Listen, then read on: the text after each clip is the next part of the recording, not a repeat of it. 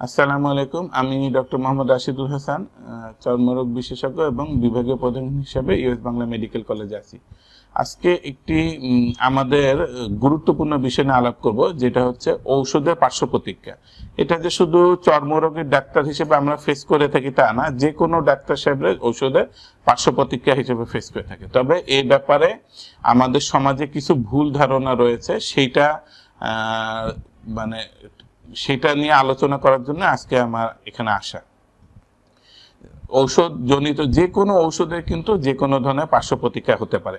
সেটা আমরা যত দুর্বল বা একেবারে বিনাইন ওষুধ মনে করি, নিরীহ ওষুধ মনে করি, যেমন কি যেটা প্যারাসিটামল গ্রুপের ওষুধ, যেটার জন্য আজকে পেশেন্টরা বা কোনো কেউ ডাক্তারের পরামর্শ নিতে প্রয়োজন মনে করে না, যে জ্বর হলো, ব্যথা হলো, প্যারাসিটামল কিনে খেলাম। এমনকি প্যারাসিটামল খাওয়ার পরেও কিন্তু এই ওষুধের সাইড ইফেক্ট হিসেবে মারা গিয়েছে, এমন হিস্ট্রিও কিন্তু পৃথিবীর ইতিহাসে রয়ে গিয়েছে। এই জন্য যে কোনো ধরনের ওষুধে যে কোনো পার্শ্ব প্রতিক্রিয়া হতে পারে এবং যে কোনো ব্যক্তির হতে পারে। তো এই জন্য আমরা এই ব্যাপারে সতর্ক থাকব, তবে এটা নিয়ে অযথা আতঙ্কিত হব না। যেমন কোন ওষুধে কোন পার্শ্ব প্রতিক্রিয়া হয় এটা নিয়ে কিন্তু একটা ওষুধ যখন গবেষণা হয়, ল্যাবরেটরিতে থাকে, তারপর যখন এটা বাজারে বের হয়, তারপর যখন পেশেন্টরা ব্যবহার করেন, ডাক্তার সাহেব প্রেসক্রাইব করেন, তারপর এরকম বছর পর বছর চলে, বিভিন্ন এনিমেলের উপরে আগে পরীক্ষা হয়। তো সবকিছু মিলে ওষুধের পার্শ্ব প্রতিক্রিয়া নিয়ে কিন্তু একটা গবেষণাকারে বই বের হয়। তো এই বইগুলাতে কিন্তু লেখা থাকে সাধারণত যে আমার এই অ্যান্টিবায়োটিক খেলে এই টাইপের পার্শ্ব প্রতিক্রিয়া হতে পারে, বা এই ব্যথা ওষুধ খেলে এটা হতে পারে, কিন্তু সব ওষুধে যে সব হবে তা কিন্তু না। এবং সাধারণত পার্শ্ব প্রতিক্রিয়া যা একবারও হয়েছিল কোনো পেশেন্টের পৃথিবীর ইতিহাসে, সেটাও লেখা থাকে। এই জন্য একবার লেখা থাকে মানে যে প্রত্যেক পেশেন্টের হবে সেটি কিন্তু না। এই জন্য এটা নিয়ে আতঙ্কিত হওয়া যাবে না। এবং যা লেখা থাকবে সবগুলা পার্শ্ব প্রতিক্রিয়ায় যে আমার হবে এটাও না। এই জন্য ওই প্রত্যেক ওষুধের গায়ে যে কাগজের লিফলেট থাকে, এইটা পরে আমাদের অনেক পেশেন্টরা আতঙ্কিত হন। তো এটা নিয়ে আতঙ্কিত হওয়ার থেকে এই ব্যাপারে কোনো সমস্যা হলে আপনি ডাক্তার সাহেবের সঙ্গে কথা বলবেন। আচ্ছা, আমরা কিন্তু ডেইলি আল্লাহর মতো প্রচুর পেশেন্ট দেখে থাকি। একই সঙ্গে পেশেন্ট দেখার সঙ্গে সঙ্গে একই পেশেন্টকে অনেক ওষুধ প্রেসক্রাইব করে থাকি। তো আমরা যদি স্ট্যাটিস্টিক্যাল অ্যানালাইসিস করি তো দেখা যায় যে এরকম 1%ও কিন্তু আল্লাহর রহমতে এরকম ওষুধের সাইড ইফেক্ট আমরা পাই না। 1% পেলেও সেটা কিন্তু অনেক হতো, কিন্তু সেরকম না। আমরা দেখা যায় যে মাসে একজন, বা আমার অভিজ্ঞতা থেকে বলি মাসে একজন, কোনো সময় দেখি 3 মাস 6 মাস পর পর একজন রোগীর কোন একটা ওষুধের সাইড ইফেক্ট হয়েছে। তো আমি এখন একটা স্পেসিফিক উদাহরণ একটা আলোচনা করলাম। যেমন আমার একজন পেশেন্টের গত কিছুদিন আগে ওনার লাইকেন প্ল্যানাস বলে একটা চর্মরোগ হয়েছে, যেটা মুখের ভিতরে ছিল, ওরাল লাইকেন প্ল্যানাস। তো এটার জন্য আমি তাকে এপ্রিমিলাস্ট গ্রুপের একটা ওষুধ দিয়েছিলাম।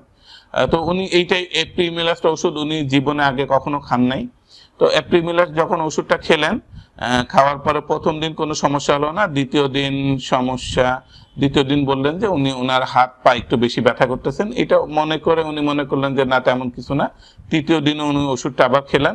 খাওয়ার পরে তার হাত পা ব্যথা অংশ বাড়লো, অনেক সময় মাথা ব্যথা বললো, এবং সারা শরীর কামড়ানো বা চাবানোর মতো ব্যথা হচ্ছে।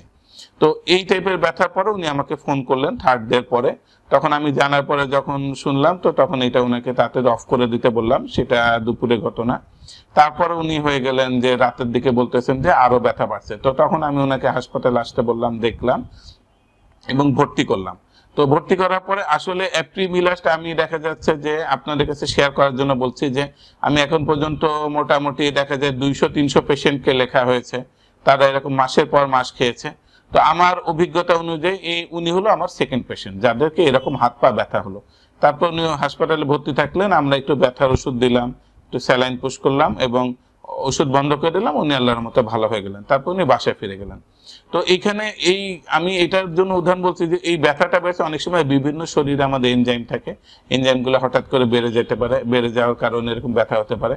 কিন্তু এই আতঙ্কিত না হয় আপনি যদি ওষুধটা বন্ধ করেন এবং ডাক্তার সাহেবের সঙ্গে নিয়মিত পরামর্শ করেন, দেখেন যে সেরে যাবে। এই জন্য আমি বলছি যে খুব অল্প পরিমাণ বাদে বেশিরভাগ সাইড এফেক্টই খুব তাড়াতাড়ি হ্যান্ডেল করা যায় এবং তাতে সেরে যায়। এই জন্য আতঙ্কিত হবেন না, অন্য কারোর কাছ থেকে পরামর্শ নেবেন না। ডাক্তার ছাড়া অন্য বেশিরভাগ পরামর্শের কারণে কিন্তু আমাদের রোগীদের অবস্থা অনেকে খারাপ হয়েছে।